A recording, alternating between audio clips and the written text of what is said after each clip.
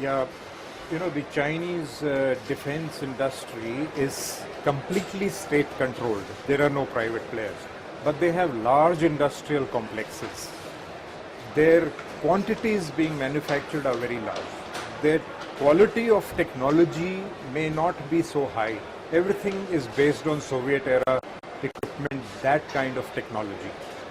But ever since they started their modernization, they are able to produce complete weapon systems and platforms in large quantities that they require. When you compare that with Indian industry, first I must mention we have these 8 large government defense PSUs, public sector undertakings, and now a 9th has been added. Now we have 9 DPSUs.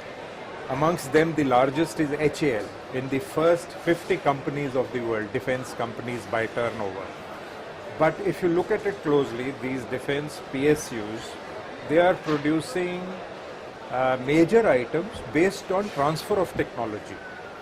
Their own research and development leaves much to be desired.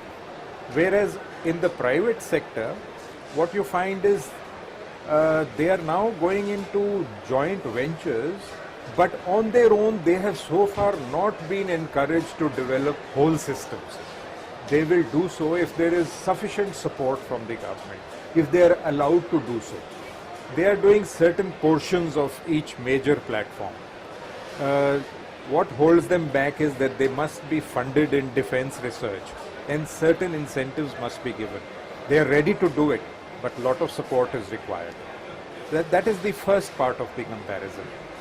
The second is our defense PSUs being government controlled, their way of functioning is such that efficiency leaves a lot to be desired. So there is a lot of ground to cover. And the transfer of technologies that have come in so far, have they been very effective? Of course, we have now figures of how much of transfer of technology has taken place, how much of offsets have taken place. But to implement these offsets also, a certain level of absorption is required. I'm sure in a few years' time, our industry will have the capability to absorb also. But there is a problem in actually executing the offset obligations. Foreign companies are looking for partners who are able to carry out these offsets. That's another area which has to be addressed.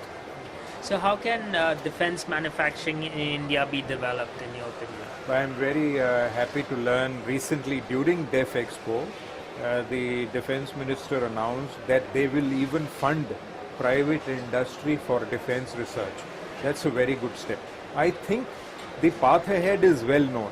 It remains to be seen how much the government will tread on that.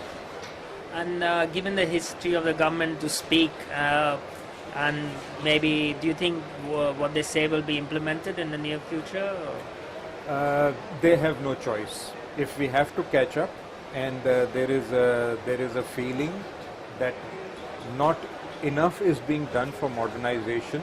Our pace of modernization is slow. We have been surrendering capital funds for the last so many years. The requirement is huge. More and more steps will have to be taken to cut down delays, to give impetus to the private industry. The aim is to have 70% private and 30% imported or foreign technologies and production. It's a long way off if it is to be achieved. A lot of incentive will have to be given, a lot of push will have to be given. Thank you so much for your time.